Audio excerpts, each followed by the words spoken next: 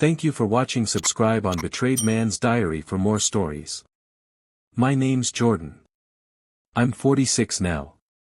And up until recently, I thought I had it all figured out, or at least, I thought I was building something worth figuring out.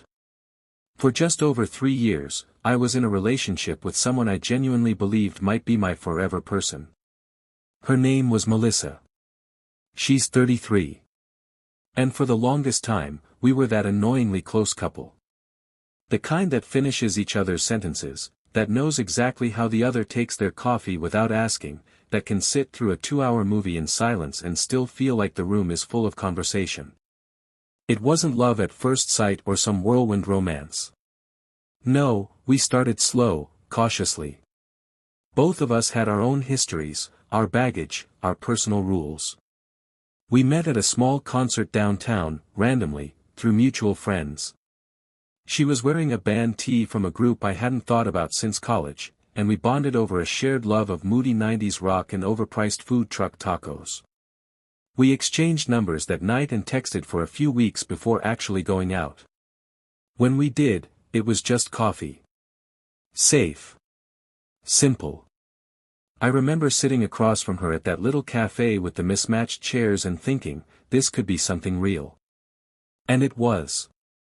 For a long time. In the early months, we did what all couples do: movie nights, weekend getaways, inside jokes, small fights over nothing that turned into long talks that made us feel closer.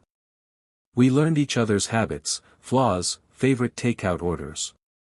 I learned she cried at animated movies. She learned I snored when I drank too much whiskey. And we accepted it all, because when things are new and good, you just want to hold on.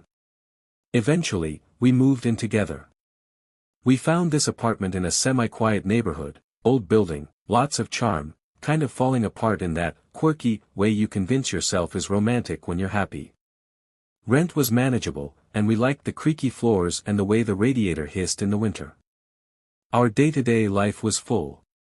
She worked in marketing, I was freelancing at the time, taking on copywriting gigs and creative contracts. Some weeks were tight, but we made it work. We built a rhythm. Shared bills. Cooked together. Split chores. Our friends started calling us married but without the paperwork. We talked about the future. Kids. Maybe a dog first. A move to a bigger place. Vacations we couldn't yet afford but kept bookmarking. I genuinely saw myself growing old with her, watching gray creep into her hair while she rolled her eyes at my dad jokes. And somewhere along the way, our relationship started to evolve. Not in a bad way, at least, not at first. We began talking more openly about desires. Boundaries. Fantasies. Things we were curious about but never acted on. It started innocently enough. Late-night conversations after a few drinks. Jokes about hall passes and what-if scenarios. But those conversations didn't fade. They deepened. And eventually, we started exploring. Together. We weren't reckless. We talked everything through. Set rules. Agreed we'd only do anything new together, never separately. It wasn't about sleeping around. It was about the shared experience, the intimacy of trying something taboo, with full honesty and consent. The first time we brought someone else into our bedroom, it was a friend of hers from college. There was laughter. Nervousness. A lot of talking before anything physical even happened. And to our surprise, afterward, we didn't feel weird about it. We felt closer. That's how it went for a while. We weren't advertising our choices, but we weren't ashamed either. Our closest friends knew. Some judged. Most didn't. For us, it worked. At least, I thought it did. Because when something starts off as an honest exploration, you don't expect it to rot from the inside. You don't expect the person you trust most to take those same boundaries you built together, and quietly start stepping outside of them. But that's what happened. And at the time, I didn't see it coming. To really understand why this all matters, why it hurt the way it did, I need to give you a bit more background. Not about Melissa, but about me. Before her, I had been married. 25 years, to be exact.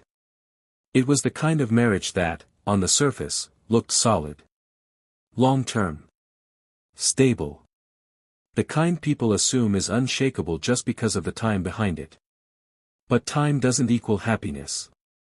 And behind our polite smiles and holiday photos, things were a lot more complicated. During that marriage, I lived what you might call a cuck lifestyle. I know that word has baggage, stereotypes, shame, misunderstanding. But for us, back then, it wasn't about humiliation or degradation. It was about trust. About vulnerability. About exploring the edges of intimacy with radical honesty. I'm not the jealous type. I never have been. Watching my ex-wife with someone else didn't break me, it intrigued me. It pushed boundaries, sure. But with the right communication, it felt like an honest, visceral way to connect. To let her live freely while still being anchored to me. But there was one rule. One simple request I made from the start, one non-negotiable line that mattered more than anything else. No secrets. If she was going to be with someone else, I wanted to know about it. Everything. Who, where, when, how. Not for control. Not even always for participation. Just for trust. So there would be no room for shame. No room for deception. And for a long time, she honored that. Until she didn't.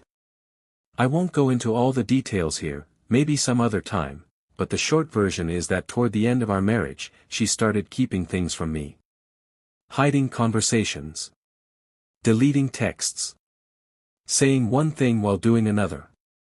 And that broke us. Not the sex. Not the kink. The lies.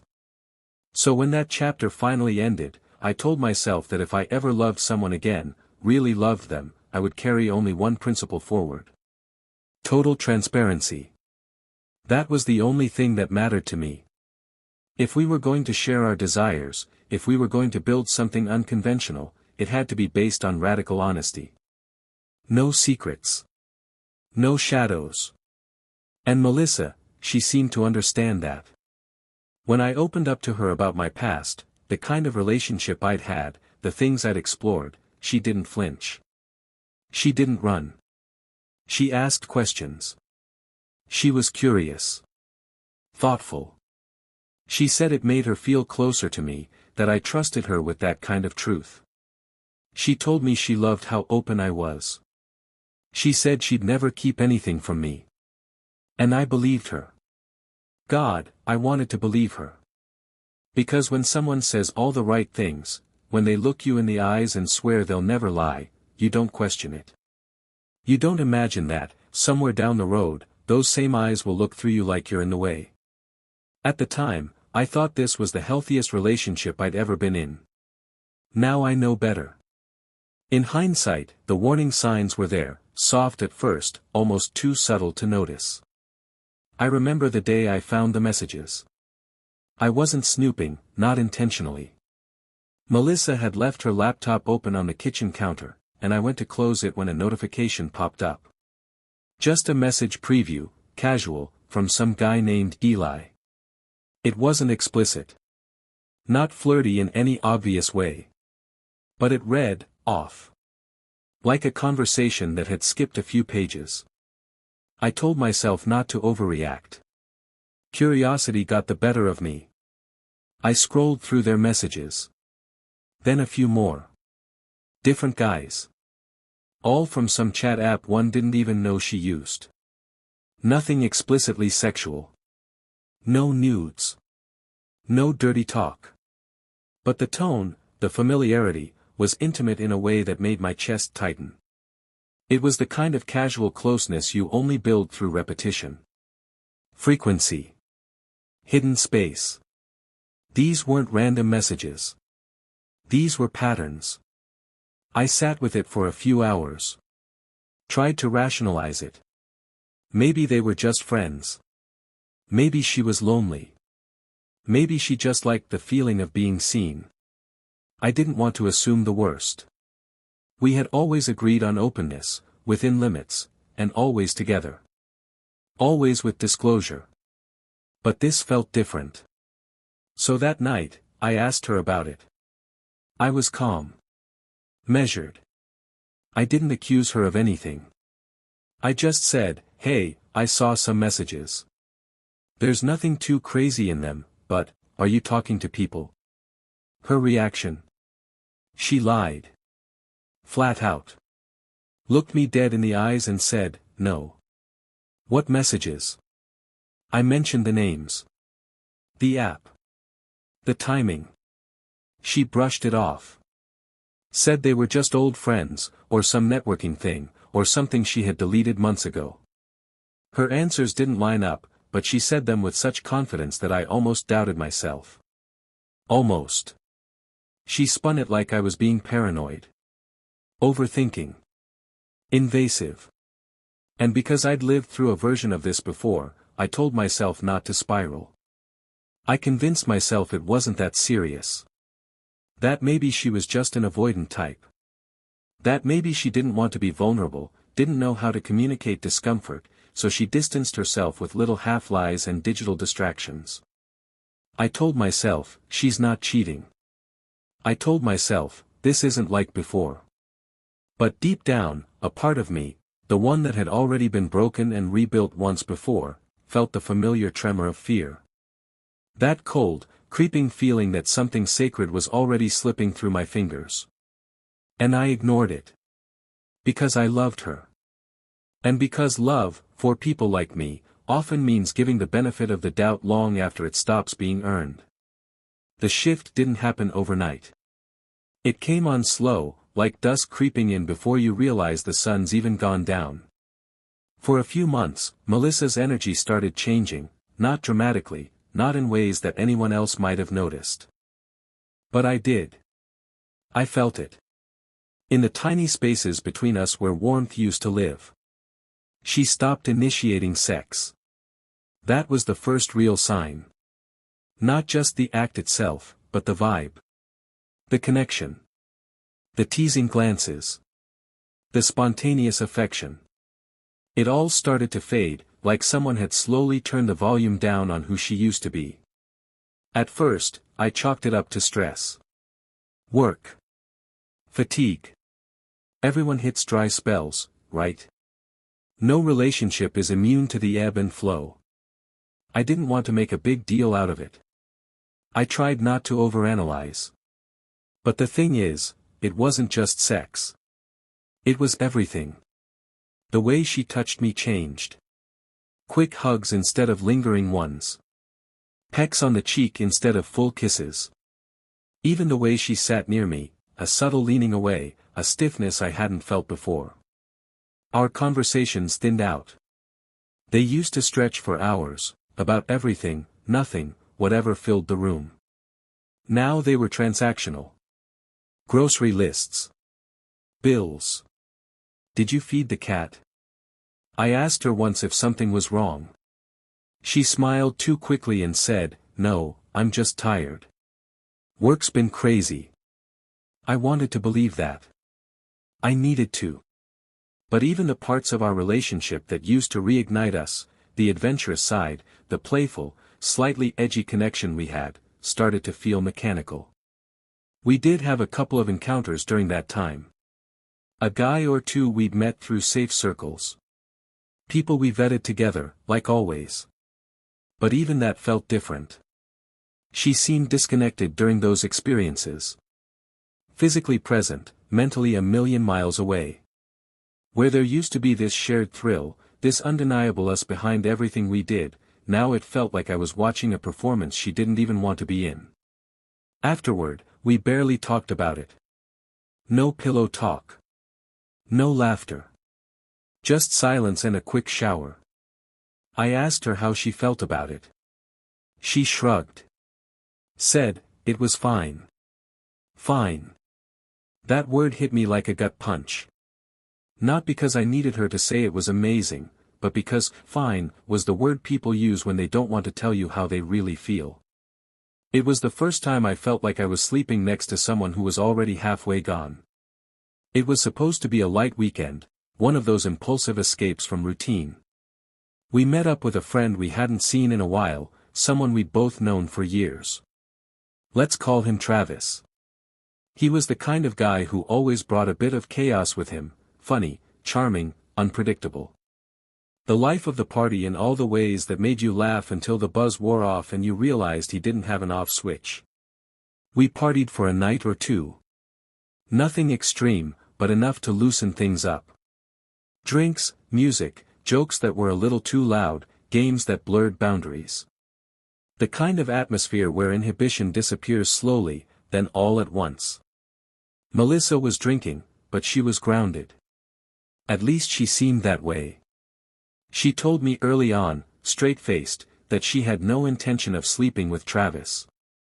She even brought it up first. I remember respecting how firm she was about it. She didn't hedge or flirt. She made it clear. That's not happening, she said, full stop.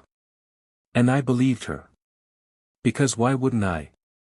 So when she asked me to go out to the car to grab her glucose tablets, she's had some blood sugar dips in the past, I didn't think twice. I was buzzed, maybe more than buzzed, but I knew where they were. Or at least, I thought I did. I stepped out into the night. Cool air. Quiet driveway. My mind swam a little as I leaned into the back seat, rummaging through the clutter. Nothing.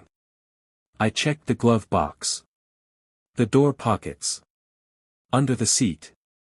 Still nothing. I sat back for a second to catch my balance. In the blur, I set my phone down in the center console, just for a second, I thought. Then I heard it. A message notification. I glanced down instinctively, but my phone screen had already gone dark again.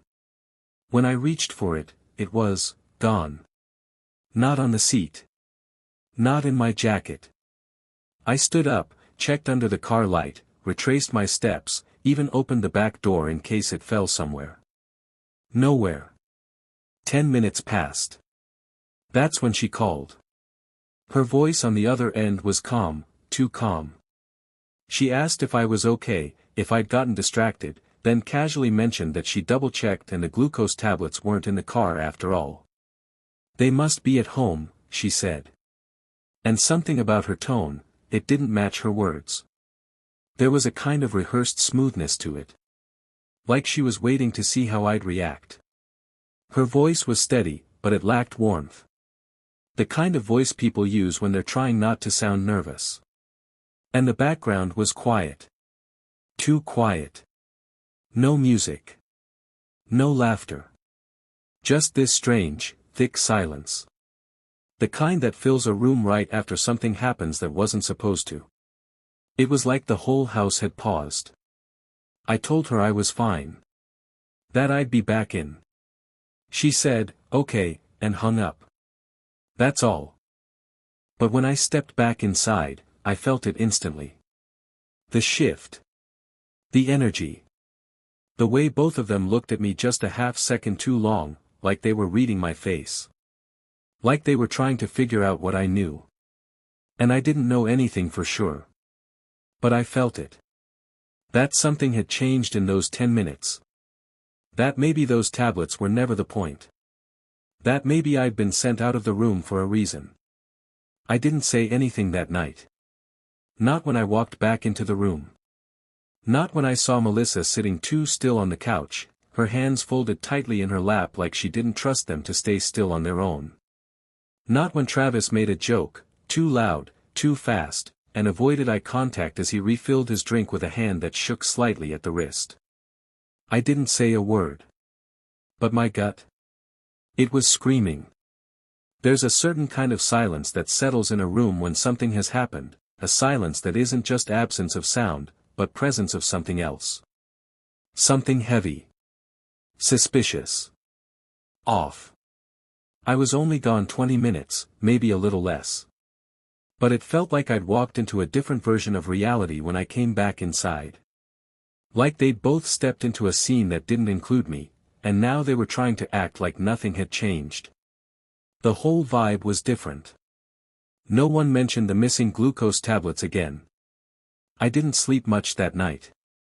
I lay there next to her, staring at the ceiling while she breathed softly, like someone who didn't have a single thing weighing on her chest. And I tried to talk myself down. Again. Tired. Drunk. Overthinking. She said she didn't want him. She said so herself. You're projecting. This is just the past bleeding into the present. Let it go. But I couldn't. Because deep down, something had shifted. Not just in the room. In her. So today, when things were quiet and the hangover haze had cleared, I finally asked. We were sitting at the table drinking coffee. She was scrolling her phone. I kept my voice neutral. Hey, can I ask you something about the other night? When I was out at the car. She glanced up. Yeah. What were you and Travis doing? I was gone a while. 20 minutes or so. She blinked. Looked down at her mug. And then she said it. I don't remember. Just like that. I don't remember what happened, she said. I don't remember what we talked about. And I swear to God, my whole body went cold. Not because it was a confession. But because it wasn't. Because it was the kind of deflection someone gives when they don't want to lie, but they don't want to tell the truth either. Because it wasn't I didn't do anything, it was I don't remember. And that's not something you say about a 10 or 20-minute gap unless there's something in that gap worth forgetting. She saw the look on my face and added, we were just talking. I think. I honestly don't know. I was drunk. It's a blur. She didn't look guilty. She looked blank. And in that blankness, I saw it again, the wall. The same wall that had been going up brick by brick for months now. The wall between who we were and who we are now. Things weren't exactly on solid ground, but they weren't in free fall either.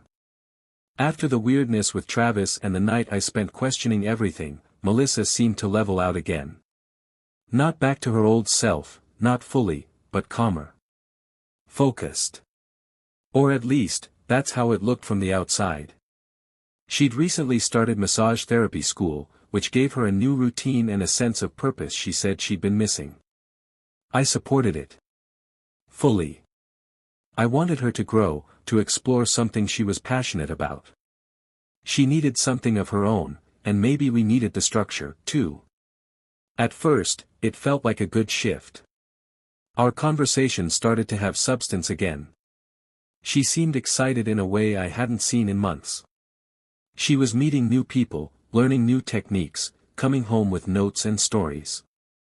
Things between us weren't great, but they were better. Manageable. But it didn't last. Within the first month or so, she stopped texting me on her lunch breaks. It started subtly. 1 or 2 days with no reply. Then full days with only a half-hearted, busy, or talk later. When I did hear from her, it was cold. Empty. One-word responses that didn't sound like her at all. I tried not to be the insecure guy. I told myself, new schedule. New people. She's just tired. Focused. But that old, familiar feeling started creeping in, the one where you can feel something shifting behind the curtain, and no matter how many times you peek, it stays just out of view.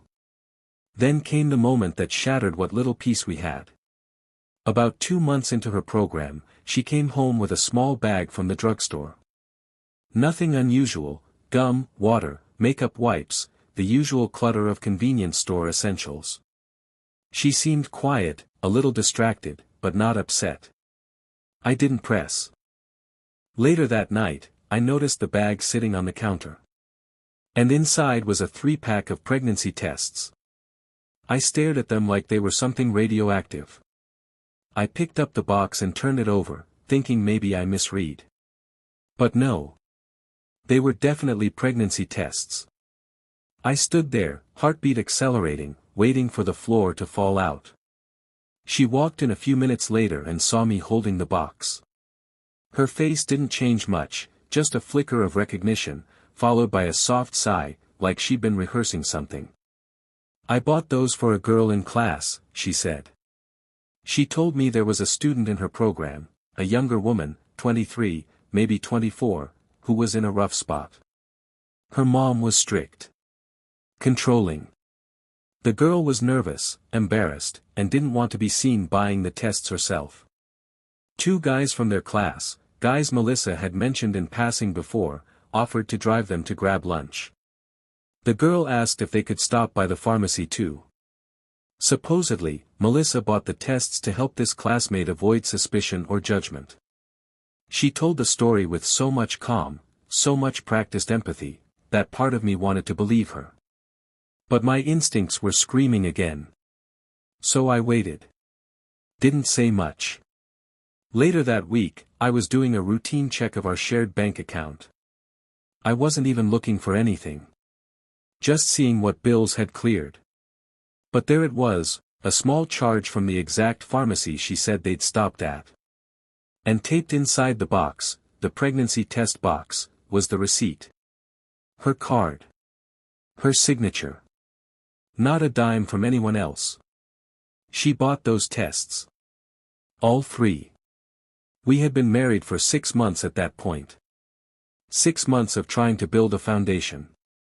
6 months of half-truths, emotional distance, and now, pregnancy tests she wasn't supposed to need.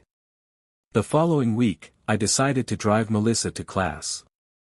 She had a short day scheduled, just a few hours of lab and a workshop, and I figured it would be easier for her to avoid the back-and-forth commute. Plus, selfishly, I wanted to see this place for myself. I wanted to see the people, the atmosphere, maybe even the girl she'd mentioned, the one she claimed she bought those pregnancy tests for. I stayed in the car while she went in. Scrolled through my phone. Watched people come and go. Her classmates, instructors, random students. It was a quiet part of town, nothing unusual. But I couldn't help the weight in my chest. Something just didn't sit right anymore. When she came back out, she was all smiles. Sat in the passenger seat, dropped her bag in the back, and asked if I wanted to grab lunch. As we pulled away from the lot, I asked casually, "Hey, did that girl ever give you the 20 back for those tests?" She didn't respond right away. Then, "Oh. No. I forgot to ask." Just like that. Quick. Flat. Dismissive. And suddenly, we were arguing. Not a full-blown screaming match. Not yet. But the kind of conversation where every sentence is lined with ice. Where you feel like you're tiptoeing towards something explosive. Because it wasn't just about the money. It was about the lie. Or the growing suspicion that everything she was telling me lately had some layer of fiction woven into it. I pulled into a small parking lot outside a local store and got out. I needed to cool off. I didn't trust myself to keep talking. My heart was thudding, my head pounding with questions I didn't want to ask out loud. When I came back 10 minutes later, Melissa was still in the car, looking calm again. Too calm. She told me she had called the girl, the one from her class, and asked if she could just send the money through Cash App directly to me. She said yes, Melissa said. I asked, did it go through? She showed me the app. And that's when I noticed something strange. The name on the payment wasn't the girl's. Not the name Melissa had given me. It was a different name. A woman's name I didn't recognize. A completely different person. I stared at it. Who's this? She hesitated. Said it was the girl's middle name. Or her mom's name. Or a friend's account. She wasn't sure. She mumbled something about it being easier for the girl to send it that way. But her eyes didn't match the words. And then, a few days later, that nagging feeling came back stronger. We were sitting at home watching TV. I paused it, looked over, and asked, "Hey, those other 2 tests, the ones from the box. Did she ever use them?" Melissa didn't even look up. "Yeah," she said. "She took them the next day." It was so casual. So rehearsed. And it hit me. If this girl really was too scared to buy them for herself, too afraid of her mom, too ashamed to go into the store, then how did she manage to take 2 more without Melissa there? When? Where? And why didn't Melissa mention it before? The timeline didn't add up. The behavior didn't add up. None of it added up. And now, instead of getting answers, I was getting more versions of a story that kept changing with every question I asked. Time passed, about 4 months. Enough time for the chaos to settle on the surface, for things to feel like they'd returned to something resembling normal. Melissa and I had moved back into our daily routines. She was still in school, now a few months deep into her massage therapy program. I was working long shifts again, trying to keep everything else running smoothly: bills, groceries, maintenance, all the quiet parts of a shared life that no one claps for but everyone depends on. But inside, I hadn't forgotten. I hadn't let it go. I couldn't. Too many unanswered questions. Too many quiet inconsistencies in the stories she told. I was still turning over details in my head at night when the lights were off and she was asleep beside me, trying to connect dots that didn't want to line up. And then, on a quiet Thursday afternoon while I was off work, it happened again. I was doing laundry, nothing unusual. A habit I'd picked up mostly out of necessity, partly out of my own need for structure. I folded her clothes, stacked them in neat piles, and carried them down the hall to the bedroom.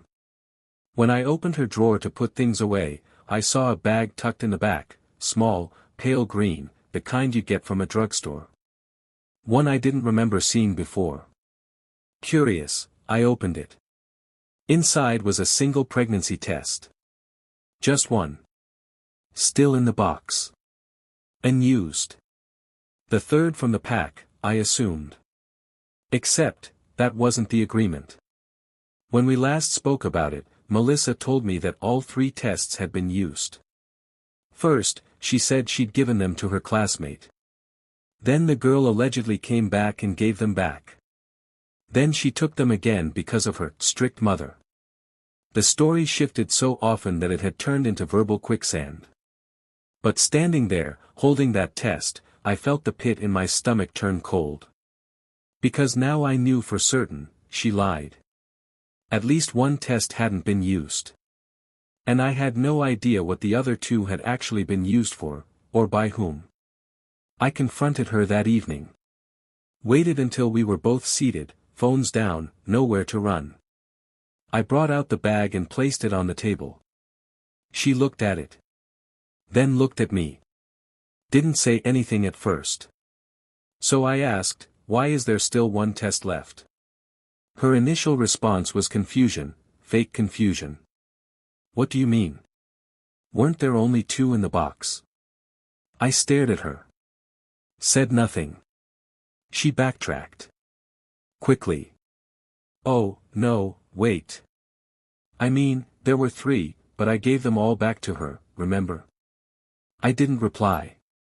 Just watched her face shift, her mind scramble. She sighed, leaned back, and offered yet another version. "She came back," Melissa said. "The girl.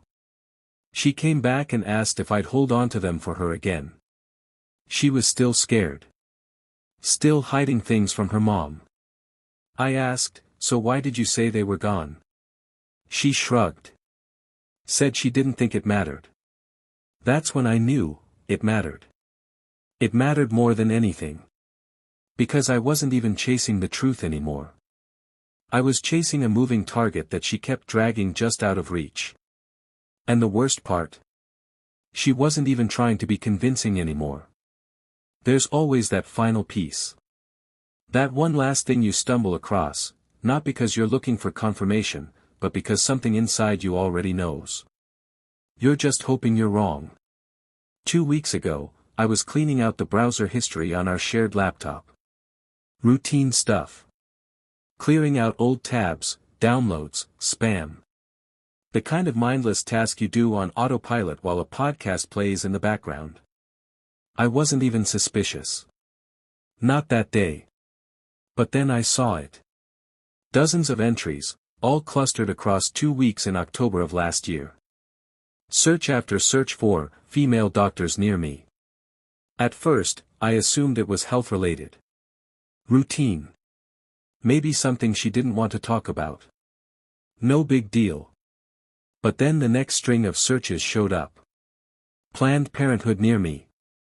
Do they do same-day abortions? Emergency abortion services. And just like that, my stomach dropped. I sat there staring at the screen like it was in another language. Because here's the thing, I've had a vasectomy. For over 2 years now. Clinically confirmed. No accidents. No reversals. No gray areas. There's zero chance that I got her pregnant. Zero. So whoever she was worried about being pregnant from, it wasn't me. And whatever she was looking into, she never once mentioned it. Not even in passing. Not as a scare. Not as a, just in case. Nothing. So I asked her. I laid the evidence out, plain and calm.